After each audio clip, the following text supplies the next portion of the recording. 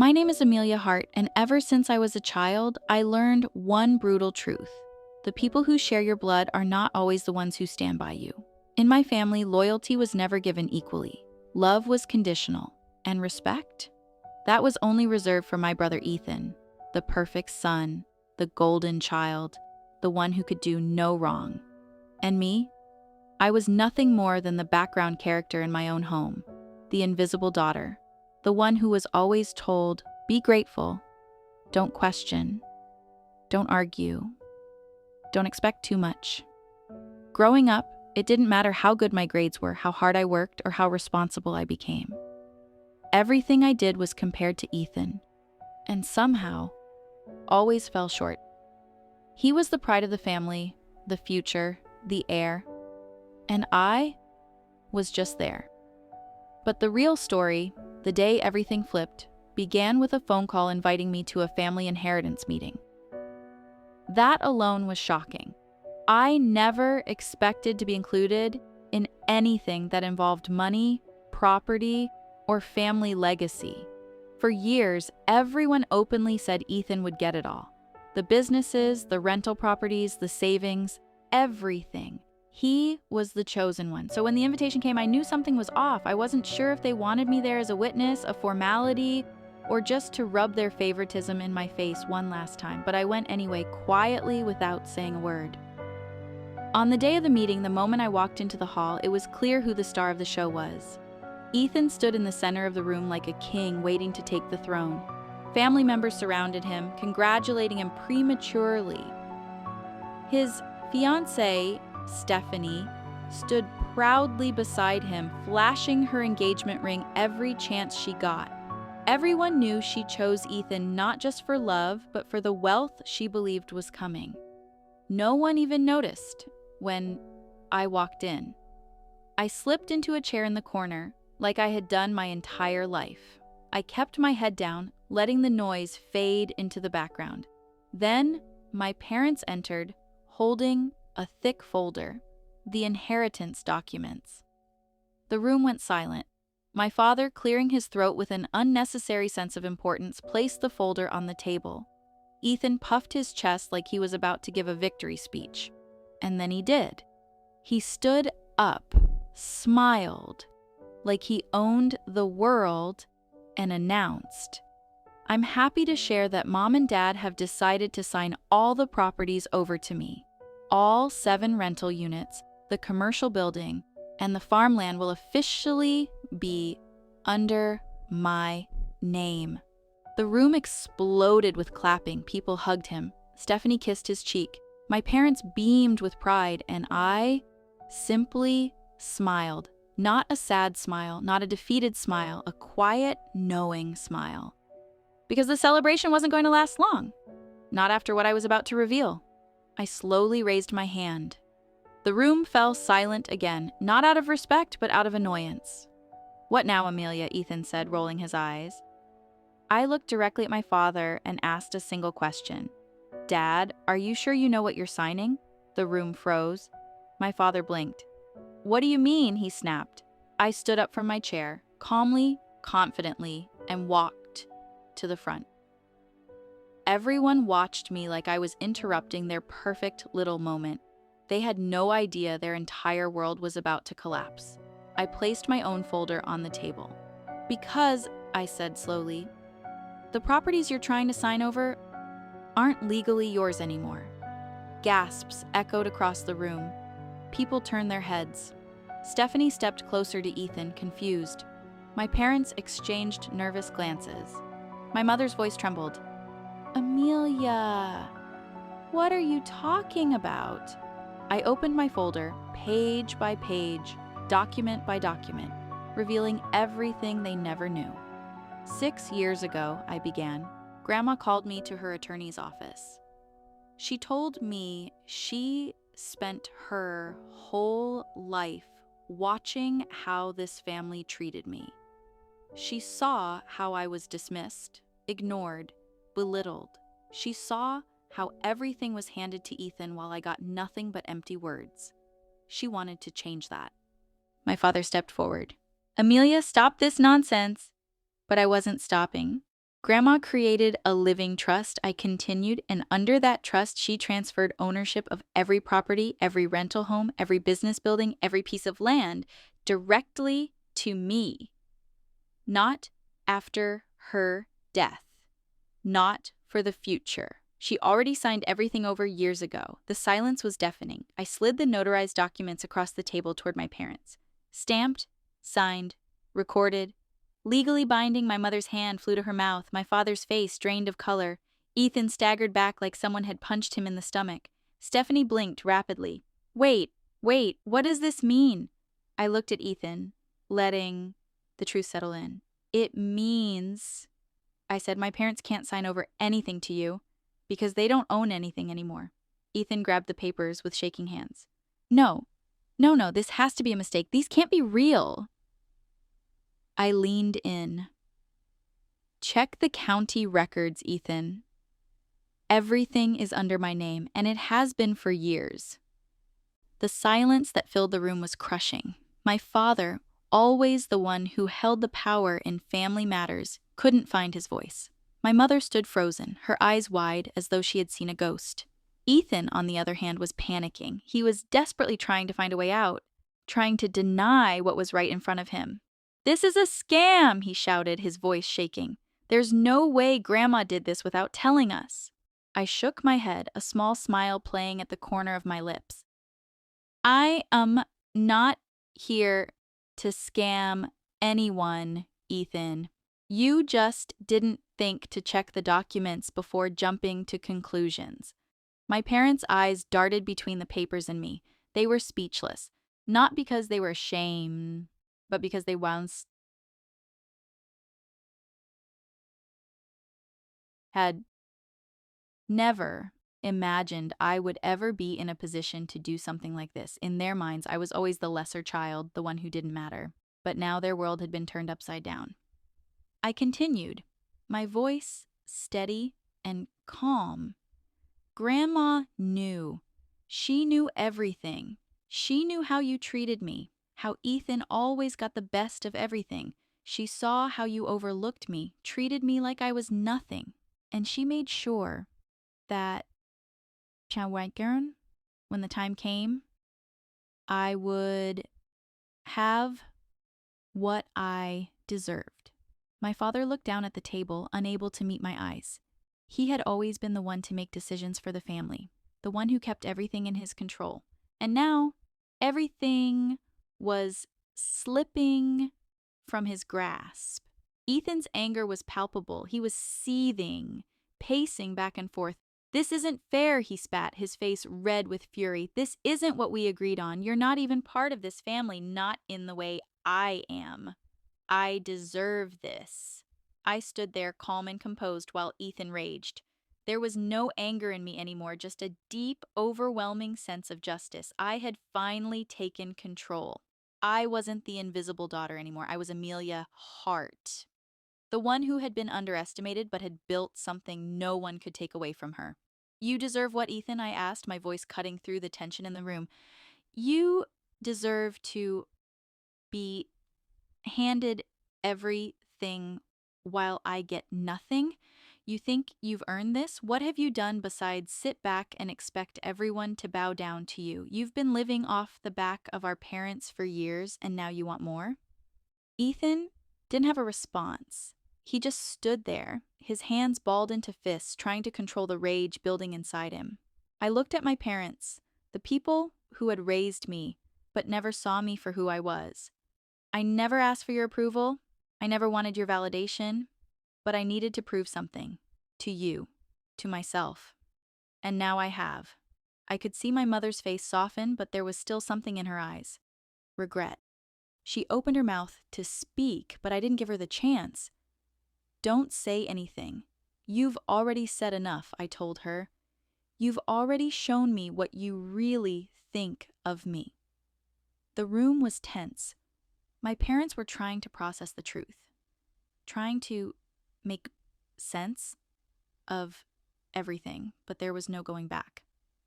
The lies had been exposed, the truth had been laid bare, and no amount of apologies could change what had already been done.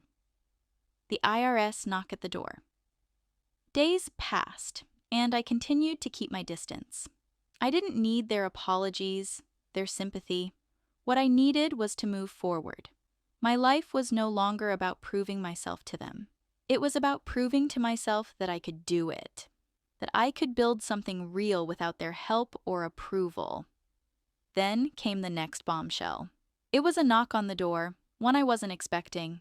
It was from an IRS agent. They had come to audit the property transfers, and their investigation had revealed something that would change everything for Ethan. As the agent handed me the paperwork, I couldn't help but feel a sense of satisfaction. The truth was catching up to Ethan faster than he could run from it. Your family has been underreporting income for years, the IRS agent said, flipping through the records. They've been claiming false deductions, and based on this information, they owe back taxes and penalties for the last 5 years. Ethan's world was crumbling around him. I could see the color drain from his face. His fiancée, Stephanie, stood beside him, trying to console him, but it was no use. The damage had been done. The IRS wasn't just going to let him off the hook. They were going after him for every penny he owed. It was only a matter of time before he would face the full consequences of his actions. The aftermath. Ethan's fall. Within weeks, Ethan's life spiraled out of control. His business was audited, his assets were frozen, and he was forced to sell off his properties to pay off the mounting debts and fines. His reputation, once untouchable, was now tarnished beyond repair. Stephanie, who had stuck by his side through everything, walked away. She couldn't deal with the fallout. She couldn't handle the pressure of being involved with someone who had deceived not only his family, but the entire financial system. As the days passed, I couldn't help but watch from the sidelines as my brother's life fell apart. The world he had built on lies and deceit was crumbling. His arrogance, his entitlement had led him to this moment. The moment where he was forced to face the consequences of his actions. And I just stood there, quietly observing. I didn't need to say anything more. I didn't need to rub his face in it. The universe had already delivered its own punishment. It wasn't until the final family meeting that the last of the truth came to light. My parents, ashamed and defeated, sat in front of me. They knew what had happened. They knew their son had failed them.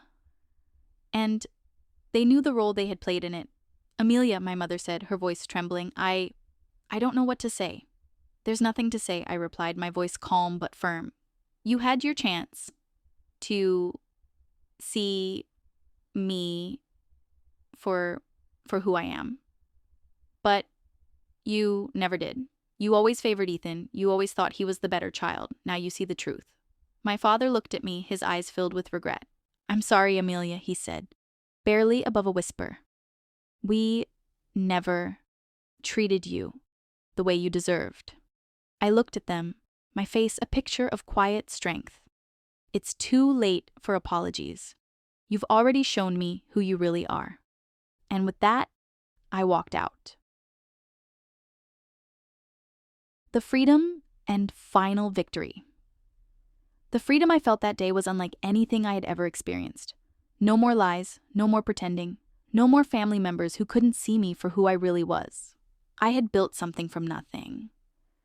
I had proven my worth, not just to them, but to myself. I had achieved success on my own terms, and now I was free to live my life without their approval. My inheritance wasn't just about property or money. It was about my self-worth. It was about taking back control of my life. And as for Ethan, well, he learned the hard way that greed and betrayal always come at a price. He would never be the golden child again. And as for me, I had already won. Was that the most satisfying revenge ever? Drop a comment with your thoughts, like this video, and make sure to subscribe for more real-life justice stories. The room had been silent for what felt like an eternity. My father, who had always been the pillar of the family, couldn't hide the shock in his eyes. My mother, ever the picture of composure, now appeared fragile, like a woman who had seen her world crumble. Ethan, on the other hand, had turned pale. His confidence, once so unshakable, had vanished completely. I watched him, the perfect son, the golden child, the one who was always favored. And yet, here he was, standing before me, unable to say a word. He was desperate to grasp at anything that might save him, but deep down I could see the reality sinking in. Everything he had worked for, the power, the wealth, the admiration, was slipping away. I turned to face my parents, who were still in shock, and said, "This isn't about the properties, is it? This is about the fact that you've always chosen Ethan over me, the fact that you've always believed he deserved more. But let me tell you this. I never needed your validation. I've always been capable. You just couldn't see it." My father opened his mouth, but no words came out. He looked at me, his eyes filled with regret, but it was too late. The years of neglect, the years of favoritism had caught up with him. I looked back at Ethan, who was still holding the documents, trying to process everything that had just happened. His face was red with anger, but underneath the fury, I could see the fear. Fear of losing it all. Fear that he would never be able to walk away from this as he had done so many times before. But this time, the consequences were too severe. He couldn't run from them. "Amelia," Ethan finally, his voice shaky. "This isn't fair. You can't do this. You're trying to ruin me. You have no right." I took a deep breath, my voice steady.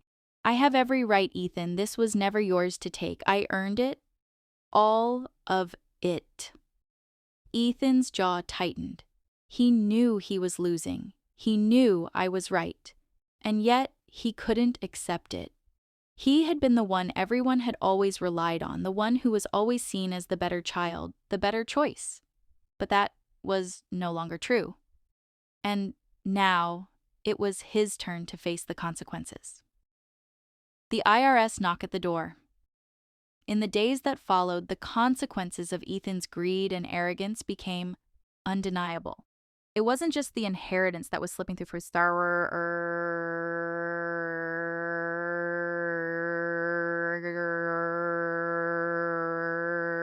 The real blow came when the IRS knocked at the door. It had been a quiet afternoon when the doorbell rang.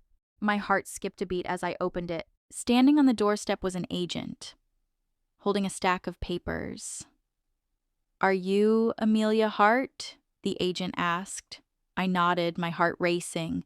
The agent handed me the paperwork and began explaining the situation. The investigation into my family's financial records had uncovered a massive amount of underreported income and fraudulent tax filings. The IRS was not only after Ethan for tax evasion, they were going after him for the full amount of taxes he had failed to pay over the last 5 years. The penalty? A number so large it could have wiped out any remaining assets Ethan had. And then there was the audit of his businesses, which had been conducted under false pretenses. Ethan had been hiding profits, misclassifying assets, and making up deductions that didn't exist. The aftermath, Ethan's realization. As the days turned into weeks, Ethan's world continued to unravel. His business empire, once the pride of the family, began to crumble. The IRS imposed heavy penalties, and the fines were so severe that he was forced to sell off nearly all of his properties to cover the costs. His reputation, which had once been untouchable, was now tarnished beyond repair. But the worst part, Ethan couldn't run away from this. He had no excuses left, no more pretending. The man who had been the golden child was now the man who couldn't even hold on to what he had. Stephanie, his fiancée, stood by him at first, but the weight of the situation was too much for her to handle. She couldn't stay with someone who had lost everything. She left him, taking all the dreams they had planned together with her. It wasn't until the final family meeting that the full extent of everything hit home for my parents. Sitting there across from them, I saw the remorse in their eyes, the realization that they had failed me as a daughter. but it was too little, too late. Amelia, I don't know what to say, my mother whispered. I looked at her calmly, not angry, but steady. There's nothing to say, Mom. You made your choice years ago. Ethan was always the one you believed in. And look where that got you. My father, unable to keep up the facade anymore, finally spoke. I didn't see it. I didn't see how much you were doing. I'm sorry. I nodded, my voice measured. It doesn't change anything now. You'll never understand what it was like for me, being overlooked, being ignored. But I've built something for myself now. I don't need you to validate me. There was silence in the room, a heavy, suffocating silence. They were realizing too late that they had made a massive mistake. I had fought my way to this point on my own. I had never needed their approval to succeed. As time went on, Ethan's problems only escalated. The IRS investigation continued, and he was left with nothing. The businesses he had built from lies were now bankrupt. The properties he had inherited, the assets he had been so proud of, were now all gone. The lavish lifestyle he had once enjoyed had evaporated. And Ethan? Well, he was left picking up the pieces of his shattered life. But he would never be the same. No amount of money, no amount of success could ever restore what he had lost: the trust of his family, the respect of the people who once admired him, and, most importantly, the lesson he had learned the hard way: that greed and deceit always come at a price. For me, though, it was a new beginning. I had finally done it. I had built something from nothing. I had taken back what was mine. I no longer cared about my family's approval. I had earned my place in the world, and that was enough for me. I stood tall, knowing that I had proven to myself that I didn't need anyone to tell me I was worth it.